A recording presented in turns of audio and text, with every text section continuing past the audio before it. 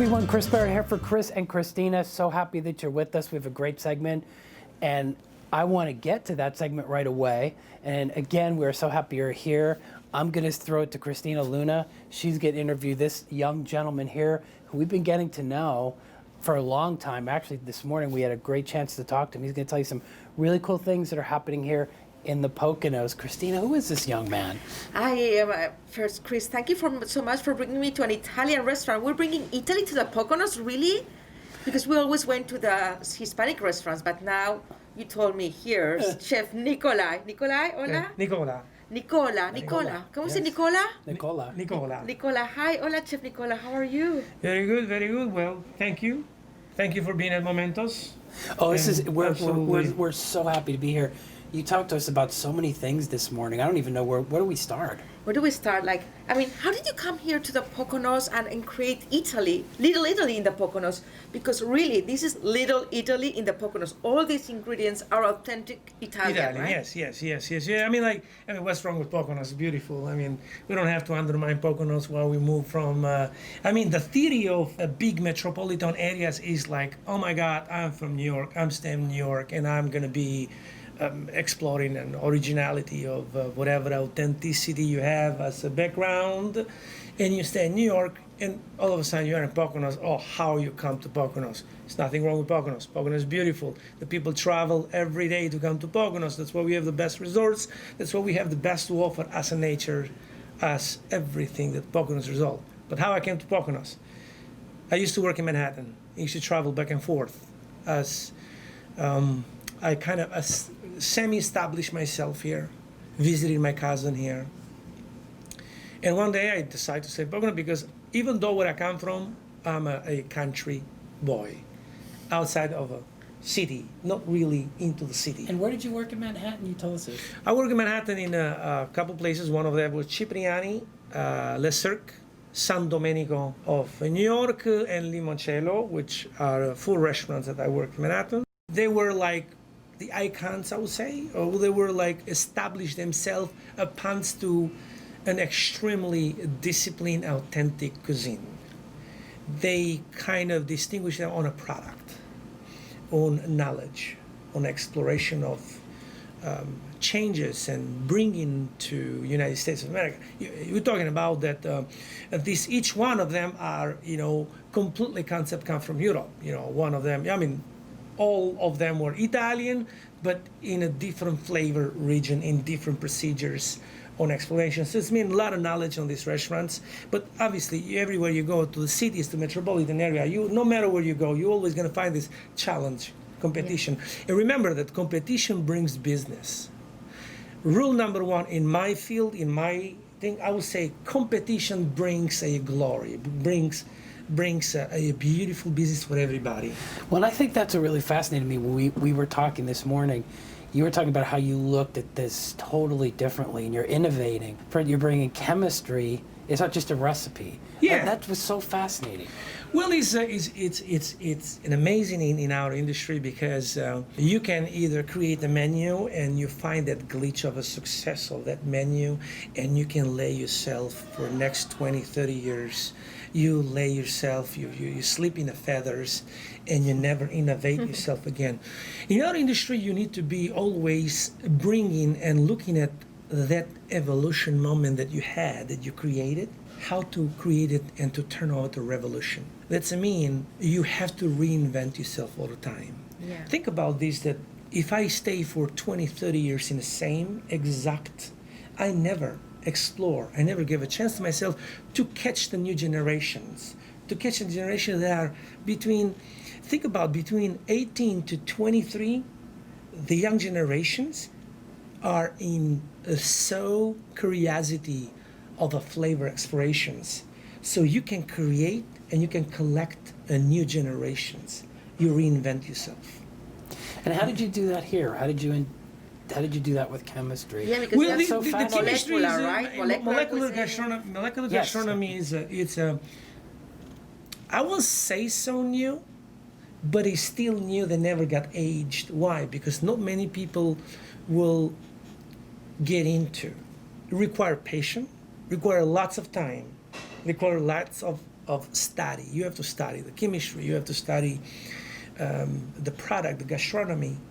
So you have to study the preciseness of things. And obviously that required a time and a passion. If you don't have that feeling, that communication, then you can talk to the product. You talk to the food. Love to what you do, don't waste your time. So tell us what, because I know you studied in the culinary school in Italy, right? Yes. And in France, and in Spain, and in Germany, and you brought all of these flavors here to your restaurant, Momentos, here in the Poconos. Yes. How do you do that? And what kind of food do we find here? Because you talk also about molecular, nouvelle cuisine, traditional cuisine. Wow, that's a lot. That's exciting. Well, it is. You know, it's like, I'll tell you what my wife says. It's like, one time my wife, when I met with my wife, bringing her, around the city, she was very impressive of this great innovation. That's great things that are happening. And she told me one day when I had a little place, why you don't bring these little things in Poconos? And at the same time, I was like, I was a little skeptical. She told me, she's a southern lady in France. She's like, well, he said, you should have you let her fly. What do you mean? I said, you should high and fly. She says. High and fly. I was like, wow. I was like, try it. She said, why not? You gotta have a guts to glory. Yeah. So try and see what brings you. You know what? She took me a little bit out of the shell of my skepticism to do it over here. So when I try little by little, here we are today. Chef Nicola, everything is possible in America. You come Everything from Italy, I come from is a country of Spain. opportunity. Yeah, your nonna came from Italy, right, Chris? Yeah. So, that's where we are today. We kind of explore a lot of things and we kind of bring a little bit diversity. And one of the things is that doing this keeps you innovations, brings the new customers, brings a new experience from my cooks, from my employees. And knowledge is one of the key things that every chef should look at. And that was fascinating when we talked, is you look at the people who work on your team here as they're all exchanging knowledge, and you haven't had any turnover whatsoever. No, I have almost, I would say this very proudly, that I have almost zero turnover, because it's not about $5 that you're going to give to somebody. You pay them to the best abilities that you can afford, and you be proud to do that. But one of the best things that you can offer to a young generation that works with you, a knowledge that tomorrow, when he goes somewhere else, he will be requested. He doesn't have to fight to find another job.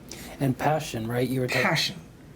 I have a young men's and young, wonderful employees in my kitchen that they look forward. What we're going to learn today? How we're going to learn today? From pastas to the molecular gastronomy to a truffle that bring from Italy, to extensive of a tasting menu that we do, to extensive product, to educations, to a lot of level of techniques, and they learn and they create and they develop this vision how they can create their own. There is a satisfaction on the feeling and on the touch, on the delivering things. So they build their career, or they build experience with such a knowledge that $1 more or $1 less doesn't become an issue. Knowledge, that is the number of things that brings you to fly with the eagle.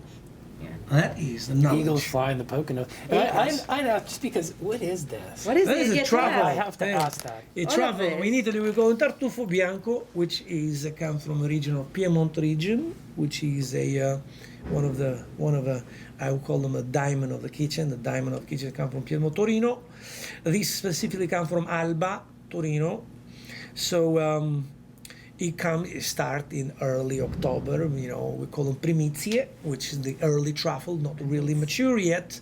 But as it comes towards the end of October, and then beginning of November, the truffle become better. It's going to peak.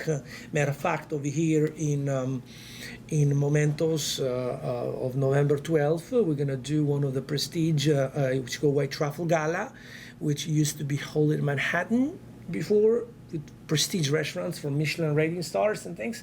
So we bring in at Poconos, and then the Urbani, which is one of the biggest company in the world, which they made me ambassador of a truffle. So they give me the rights to do it at Momentos. Wow, In that's things. So, cool. for the first time, we do the Truffle Gala, which was great. I was impressed when we are booked for that. I was Nice. impressed with that. great. So we cannot get in. We closed the day just for that. We're gonna do a tasting menu, which is multiple layer of the food that we're gonna do, probably 12 course tastings. So in each plate, we're gonna put a truffle, and in each plate is gonna come with a great, wine pairing. Each course different wine, which will be a Prunotto, one of the finest wineries collection in the world, which is represented by Urbani in Manhattan. They're gonna send a sommelier over here, which is a certified sommelier. And you think about that, there are only 368 sommeliers in the world. It's the rarest thing to become a sommelier. You have a lot more chance to become a U.S. president, but not sommelier. We can't talk about I'm that. just saying that's a rarity. So I hate the. Oh my gosh, that 12 minutes went like this. Yeah, are we going to cook something? What are we Yes, going to absolutely. cook today? Absolutely. We're gonna cook, and these are product that these So we are. wanted everybody to see where. So that this came is the additives of the molecular gastronomy, and then we have a risotto that comes straight carnaroli that is specifically for this season that we do. There are 3 types of risotto. from. And I think too, just Yeah. because of when we talked to Chef before when we came in, I want him to highlight his team. I mean, we can cook, but his team really, I'd like us to really see how they do. Great team here. You guys are just awesome. And this is something my grandma, polenta, she used to make it all the time. Oh, so it's a Well, great I was saying that I feel polenta. like- Everybody saying polenta. No, polenta gotta be polenta bramata. Polenta Moretti bramata is the way is stoned, the way is dry, the way is sifted is. When you cook this polenta, That's really Roman. when you cook this Yeah? polenta, Yeah, yeah. it, after it's chilled and you put them away, you bring it, you make it crispy. Then it comes back 100% as the first minute you cook it. It's not just a cornmeal that you put them back and you need a shotgun to separate it because it's kind of tough. And what about the ones No. in the supermarket that look like a sausage, that polenta? No. You gotta do polenta. You gotta do Autentico. polenta, bramata, autentico here. I'm not against about that. I'm not against about that in any type of shape. But if you're gonna come to Italian restaurants, you gotta have the product Italian, from olive oil to truffle. Everything to is beautiful, authentic and Italian. And this is Italian. that's right. And this is And then from our fresh pastas, you're gonna see that our cook does over here. It's amazing. Well, and this is pride and passion. You're hearing it right here. You're seeing it right here, and you're hearing it right from the chef. You've got to try Momentos. We're going to do some cooking, but this is Christina's. You gotta end this segment. This is your thing. Chris, are you ready to cook? I am ready. Chef Nicola, are you ready to teach us really, real Italian food? Absolutely. Because all the products are from Italy, right? Absolutely. Are you sure everything? 100%. You Completely, can right? read that. Here, and we're gonna go to the kitchen. All We're right. going to go to the kitchen, and Chris, hands on. Are you ready? Yes. You're ready. Okay. Thank you, guys. We'll see you in the kitchen. Well, here we are with Chef and Christina. We're here. Oh my gosh, this is like a cornucopia of Italiano. Oh. Autentica pasta fresca, real fresh pasta. We made this. We helped you. Let's say you participate on the action. Okay. Ecco, participate in the action. Well, these are the typical pasta that we do over here in Momentos. It's, Always fresh? fresh pasta. Being authentic of Italian restaurants, you have to distinguish yourself sometime on a concept, on the principles that you defend and you present it for. So what is the difference in taste between dry pasta and fresh pasta? Well, dry pasta is a pasta that, first of all, you keep it in a dry storage. Doesn't require a refrigerator, but also doesn't have any egg inside. This is made. In Italy we call pasta all'uovo. Pasta with fresh egg. Fresh egg, I You love you it. have to have a flour that comes straight from Italy, which is Gran Mugnaia, which is this flour over here. This flour, you cannot do pasta with with the regular all-purpose flour that you find in a store. No. The humidity on that, the level of humidity on that pasta is for good dumpling, not for nice pasta. No, from gnocchi, egg yolk raviolo, one of our signatures, a pumpkin ravioli, cheese ravioli, fettuccine, and pappardelle, which obviously my assistant, the chef Santi, was going to show today some of our dishes, and Chef Anthony. Chef Anthony is my scientist of this kitchen. Molecular gastronomical guy. So I say something, Anthony, I need this thing to be done. Oh, don't worry, I got it, he says. You guys did a great job here. It looks amazing. Yeah. This one right here is a panna cotta. Panna cotta is when somebody, thinks vanilla custard. Vanilla custard, somebody says that it's pudding, it's jelly, it's whatever the words they find. No, panna cotta is an art himself. We do the traditional cryovac. What is the traditional cryovac? Everybody thinks if I don't have a machine to cryovac the things, I cannot do it. Well, I'm going to show you how the gentleman does it over there. When you're ready, chef, let me know. Today, we are not here about a recipe. It's about a concept, how we can revolutionize something. And I love that. Great. So the key thing is you say this isn't a recipe. No, concept. Right. It's a concept. It's a revolution. It's a different way to look at. Different to look at, absolutely. Right. And that's the beauty of it. So I know when my grandma made this, she used to take the dough and put it over this. It looked like a guitar string. There were guitar strings. Pasta la chitarra. Yeah, The famous chitarra is very famous. And put them on top with a roller. And underneath comes the chitarra. It's a very famous recipe. Oh my You God. used to do that? Very famous recipe. Very famous recipe. I would watch her mix the dough. I would watch her roll it out. Then I would watch her put it on top. And then she would let it dry overnight. Yeah. And then the next day she would cook it. So it's like not like that wasn't a real science like this, but So to be able to cook that, you have to take the whole air out. So what you do, you see the water push the air out, I see dip in it, and then we create the traditional cryovac. And you take it up, chef, right now. Look at this, completely without air out. Wow, So you cook that, you could create that. It's beautiful. And you cook it without having the machine. So that's a good tip for a chef. The machines, the technology is always good, but without the traditional things, you don't go nowhere. You don't go nowhere. So after he finished the things, and he cooks it there for about 15 minutes, and the panna cotta is ready. If we take a heavy cream, 40% heavy cream, and we exhaust the heavy cream to the peak, and we separate the water from a cream, what happens? That becomes butter. So now we encapsulate that with additives, which we call alginate, sodium alginate. Sodium alginate is a great encapsulator product, which comes actually from a red algae from a seed product.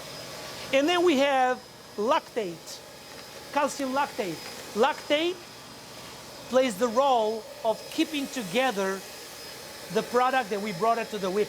So you have a bowl with a butter, but encapsulated without disintegration. We use culture, mix it together to give that touch of flavor. And one of the trick with this is, guys, that you gotta have, this is a tip to whoever wants to explore, make sure you have to have a pure water. You have to have a distilled water, spring water. so it can't have any chemicals. Because the lead of the water, the hardness of the water, the chlorines that you have in it, it will not form this butter. That's what one of the things that I was precisely explaining, that the chemistry require attentions on these things. Is amazing. You have to. You don't have to mix it. You have to fold it slowly, and you have to create these mixtures between one of the other. Wow. Is I it wanna only create butter it. that you're presenting? You're presenting something. Something. No, this is the ingredient of a butter. If I exhaust this product, if I tell him take that whip and exhaust this product, you're gonna see the separation between water and the yellow butter come, a lump. That's a class of chemistry, Well, it is, right? but you have to. We didn't expect that, and right? And that's what I think really was so amazing about Chef, is that when he started to talk to us about all the things that he does that are totally different, and they're incredibly interesting, And the taste piece of it, first of all, they're interesting. The taste, the passion, the science that chef has are great. This is a pasta that takes a long time to cook.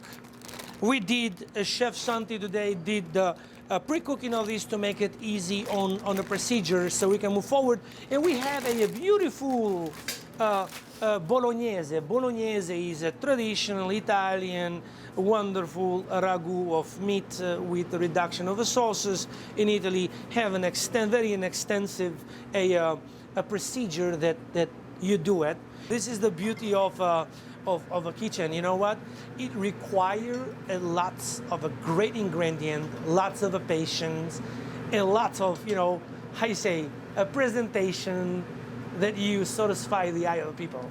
And your guys are, your folks are just amazing. And look at the beauty of this. Look how beautiful is that. And then the Chef Santi, you have the ragu ready, and a beautiful, after we finish that, beautiful golden and crispy from outside. Can't wait. Yes. And the key thing is it's right here in the Pocono Mountains. So when you think that the Pocono Mountains doesn't have all the key elements of a city and the class and culture of a city, it absolutely does. There's a beautiful mushrooms over there. We got it from this mushroom. Chef used this mushroom to the puree and the soup that we can do it. This is the king oyster mushrooms. We all use many other mushrooms all together. But And Chef, you talk about natural ingredients, you talk about farm to table, you talk about all those things, and we're seeing everything right here. Right? yes, absolutely. This is a beautiful rigatoni with a nice Bolognese sauce. It's amazing. Simple. And then obviously we have Chef Jean-Louis over here and Chef Santi, and they are in charge to do. They are in charge to do all the Perfect. sauces and all things. Yes. Now, if you want a real authentic Italian experience, You gotta finish it with a little olive oil. Olive oil, remember, From Italy. extra virgin olive oil, First press. corto. I love it. And which one is the best one to cook then? The best one, you never cook with olive oil. It's a big mistake. you heard it here. Whoever pride himself to pan-sear the fish or the meat with olive oil, Which you need to go back to school. It's all good. It's all We good. are in school here. We are at school, but you know what? All good things have to come to an end. I hate to say that. We could be here all day long. And the one thing I want to say is that if you are going to come to a place in the Poconos and you want to eat authentic Italian food, it's right here, Momentos in Strasbourg. And Chef Nicola, he's around all the time. Oh, yes. He'll tell you anything you want to know because this is really an experience in so many different ways. So for Chris and Christina and chefs here, Chef did a great job. You saw her creations. I just want to say thanks for watching.